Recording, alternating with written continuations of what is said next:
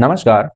बीती 3 जनवरी की रात दुनिया में एक अभूतपूर्व घटना घटी और वो घटना थी वेनेजुएला के राष्ट्रपति निकोलस मादुरो को अमेरिकन फोर्सेस के द्वारा अरेस्ट किया जाना और उनको उनकी पत्नी के समेत वापस अमेरिका लेके जाना। क्या परिस्थितियां ऐसी रहीं कि इतनी बड़ी घटना के बाद में वेनेजुएला के लोगों ने रिटेलिएट नहीं किया, इस एक्शन का जवाब नहीं दिया अमेरिका और अमेरिका की सेना का, सड़कों पर क्यों नहीं आए? क्या इसके पीछे हिस्टोरिक वजह थी? तो आज हम बात करने वाले हैं वेनेजुएला की। वेनेजुएला साउथ अमेरिकी कॉन्टिनेंट का एक देश है जो कैरिबियन सी और अटलांटिक ओशन के कोस्ट पर बसा हुआ है, जिसका इतिहास तेल, उपनिवेशवाद, तानाशाही और अमेरिका के साथ तनावपूर्ण रिश्तों की वजह से जाना जाता है।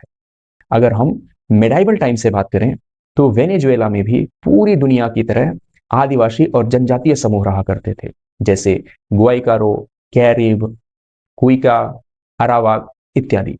चूंकि वेनेजुएला एक कोस्टल एरिया है, इसलिए मेनली यहाँ के लोगों की जो जीवन शैली थी वो फिशरीज पर आधारित थी, हंटिंग पर आधारित थी। लेकिन एंडीज के आसपास के एरिया में अपेक्षाकृत एग्रीकल्चर भी डेवलप स्टेज में था, तो खेती बाड़ी एग्रीकल्चर का काम भी होता था। आधुनिक वेनेजुएला का इतिहास शुरू होता है 1498 से, यानी कि 15वीं शताब्दी का वो दौर जब क्रिस्टोफर कोलंबस अपनी तीसरी यात्रा पर वेनेजुएला के कोस्ट पहुंचा और इस क्षेत्र का नाम वेनेजुएला यानी कि छोटा वेनिस रखा। 16वीं शताब्दी के आते आते यहाँ पर बसाहटें स्पेनिश लोगों ने बस्तियां बनाना स्टार्ट किया, जिसमें से कुमाना पहली बस्ती थी। 1567 आते आते काराकस की स्थापना हुई, जो आगे चलकर वेनेजुएला की कैपिटल बनी। 16th और 17th सेंचुरी में वेनेजुएला की इकोनॉमी मोस्टली सोने की माइंस, गोल्ड माइंस, पशुपालन और कुछ कैश क्रॉप जैसे कोकोआ, कॉफी आदि पर डिपेंडेंट रही। इन्हीं के क्रम में यहाँ काम करने के लिए स्पेनिश कॉलोनियल सिस्टम ने अफ्रीका से स्लेव्स को ले आए और वेनेजुएला के जो नेटिव ट्राइबल्स लोग थे उनको जबरदस्ती काम कराए, या दूसरे शब्दों में कहें तो उनका शोषण भी प्रारंभ हुआ। 19th सेंचुरी के स्टार्ट में लैटिन अमेरिका की बाकी देशों की तरह वेनेजुएला में भी फ्रीडम स्ट्रगल स्टार्ट हुआ, स्पेन के खिलाफ, स्पेन के औपनिवेशवाद के खिलाफ, जिसका नेतृत्व शिमोन बोलीवार जैसे क्रांतिकारियों ने किया। 1811 में अपने आप को वेनेजुएला ने अस्थायी तौर पर स्वतंत्र घोषित किया, लेकिन युद्ध और तमाम घरेलू हालात से जूझने और संघर्ष करने के बाद 1821 में ये परमानेंट रूप से स्वतंत्र हुए। स्वतंत्र होकर इन्होंने कई सारी लैटिन कंट्रीज का समूह बनाया, जिसको ग्रान कोलंबिया बोला गया। ग्रान कोलंबिया से फाइनली इंडिपेंडेंट वेनेजुएला 1830 में बना, लेकिन इसके बाद पूरी जो 19वीं सदी थी वो वेनेजुएला की तानाशाहों और गृह युद्धों में बीत गई। 20वीं सदी की शुरुआत में वेनेजुएला के लिए एक तरीके से नया स्वर्णिम युग के शुरुआत के रूप में जाना जाता है। क्यों? क्योंकि ये वो दौर था जब वेनेजुएला में भारी मात्रा में तेल मिला, पेट्रोलियम रिजर्व मिला, और उसने वेनेजुएला की आने वाली कुछ सालों के लिए आर्थिक स्थिति और सामाजिक स्थिति दोनों बदल के रख दी। वेनेजुएला कुछ टाइम के लिए दुनिया की 4 सबसे बड़ी इकोनॉमीज में था। अमेरिका, स्विट्जरलैंड, लग्जमबर्ग के बाद चौथे नंबर पर वेनेजुएला आता था। 1958 के बाद में वहां पर almost permanent kind of democratic system रहा, और वो भी मल्टी पार्टी डेमोक्रेटिक सिस्टम, जिसमें कई सारी पार्टियां थी, चुनाव लड़ती, जीतती, सत्ता में आती, रूल करती, सत्ता से हार जाने के बाद वापस चली जाती। वेनेजुएला में तेल मिलने के दौरान अमेरिका एक बड़ा इंपोर्टर हो जाता है वेनेजुएलन ऑयल का, और अमेरिका अपने सैन्य उपकरण वेनेजुएला को यूज करने के लिए दे देता है। तकरीबन 1958 से लेकर 1999 तक वेनेजुएला और अमेरिका के रिश्ते बहुत अच्छे रहते हैं। ये वेनेजुएला अमेरिका को तेल सप्लाई करता और बदले में सिक्योरिटी और डिफेंस की जितनी सारी जरूरतें होती अमेरिका वेनेजुएला को प्रोवाइड करता। पर वेनेजुएला के इतिहास में एक टर्निंग पॉइंट आया 1999 का इलेक्शन। उस इलेक्शन में ह्यूगो चैवेज वेनेजुएला के प्रेसिडेंट बने और उन्होंने आगे आने वाले वेनेजुएला के इतिहास को अलग तरीके से रखने की कोशिश की। उन्होंने अपनी इकोनॉमिक मॉडल के रूप में बोलीवियर सोशलिज्म को एक्सेप्ट किया तो आगे हम जानने वाले हैं कि क्या होता है वो बोलिवियन सोशलिज्म। बोलिवियर सोशलिज्म एक राजनीतिक और आर्थिक विचारधारा है जिसको ह्यूगो चैवेज ने वेनेजुएला के राष्ट्रपति के रूप में एक्सेप्ट किया और उसको वेनेजुएला के जो फ्रीडम फाइटर थे शिमोन बोलिवियर उस उनके नाम पे रखा। चैवेज ने बोलीवार के विचारों को आधुनिक सोशलिज्म के साथ में जोड़कर बोलीवार सोशलिज्म नाम रखा, जिसका मेन पर्पस ह्यूगो चैवेज का ये था कि उसको वेस्टर्न जो कैपिटलिस्ट आइडियोलॉजी है उसके बरक्स खड़ा करना, मेनली यूरोप और अमेरिका के। ह्यूगो का कहना था कि 20th सेंचुरी में लेनिन और मार्क्स की थियरी बहुत हद तक प्रभावी नहीं है, इनको नए सिरे से परिभाषित किए जाने की जरूरत है। और इसी क्रम में उन्होंने बोलीवार समाजवाद की स्थापना की वेनेजुएला में। इस मॉडल में चैवेज ने यह प्रतिपादित किया कि स्टेट को पावरफुल होना चाहिए, मतलब कि ज्यादातर जो रिसोर्सेस है उन पर स्टेट का कंट्रोल होना चाहिए, स्टेट की जो जनता है उसकी भी भागीदारी होनी चाहिए, और सबसे इंपॉर्टेंट अमेरिका का आर्थिक विरोध तो था ही। राज्य की बड़ी भूमिका का मतलब जो राज्य के नेचुरल रिसोर्सेस हैं या राज्य के जितने संसाधन हैं उन पर सरकारी नियंत्रण होना चाहिए, जैसे तेल, माइनिंग, बैंकिंग सेक्टर में और राजनीतिक में गवर्नमेंट का कंट्रोल बढ़ता गया। वेनेजुएला की तेल से होने वाली आय से लोगों के लिए जन कल्याणकारी योजनाएं लागू किया गया, जिनको बोलीवार मिशन का नाम दिया गया। गरीबी उन्मूलन के लिए मुफ्त शिक्षा, चिकित्सा, आवास और खाद्यान्न को उपलब्ध कराया गया। क्यूबा के एजुकेशनिस्ट और डॉक्टर्स की हेल्प से आधुनिक स्वास्थ्य सेवाएं और साक्षरता मिशन के कार्यक्रम भी स्टार्ट किए गए। बोलीवार सोशलिज्म अमेरिका के राजनीतिक और आर्थिक दखलंदाजी के खिलाफ एक उन्मुक्त विचारधारा के रूप में उभरा। चैवेज ने वेनेजुएला, इक्वाडोर, निकारागुआ, वेनेजुएला जैसी कंट्रीज के साथ मिलकर एक ग्रुप बनाया जिनका आपस में तेल, भोजन और तकनीकी सेवाओं का आदान प्रदान किया जाता था, और उनका एक कॉमन गोल तो था ही कि अमेरिका की दखलंदाजी से मुक्ति। इस मॉडल ने वेनेजुएला की बहुत सारी अच्छाइयों के साथ साथ वेनेजुएला के पतन का भी रास्ता तैयार किया।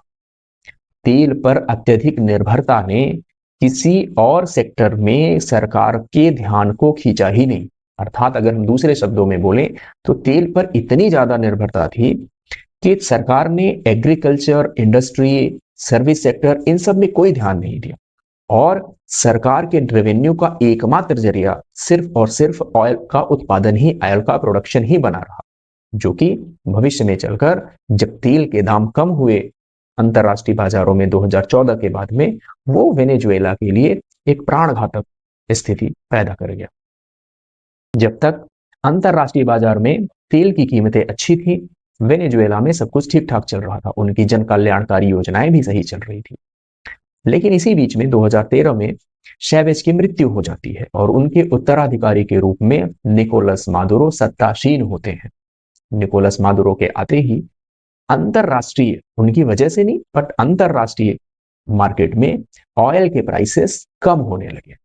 जब ऑयल के प्राइसेस कम होने लगे तो वेनेजुएला की डिपेंडेंसी सिर्फ ऑयल पे थी, इसलिए वेनेजुएला की जो इनकम थी वो भी कम होने लगी। उसने एक बड़ा संकट पैदा किया कि अब जो जन कल्याणकारी योजनाएं चल रही हैं उनकी पूर्ति कैसे की जाए। मादुरो ने उन जन कल्याणकारी योजनाओं को, उन सोशलिस्ट आइडियाज को बंद नहीं किया, बल्कि यहीं से धीरे धीरे धीरे करप्शन की शुरुआत होने लगी कि वो योजनाएं तो चलती रही पर उनकी एफिशिएंसी अब पहले से बहुत कम हो गई। गवर्नमेंट ने इस कमी को पूरा करने के लिए नोट छापे।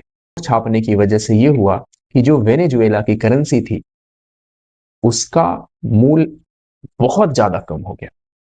अगर हम सामान्य भाषा में इस चीज को समझने का प्रयास करें तो अगर हम एक बोरी रुपया, वहां का एक बोरी करेंसी अगर लेके जाते थे तो उसके बदले में एक पैकेट बिस्किट या एक पैकेट ब्रेड का मिलता था सिर्फ।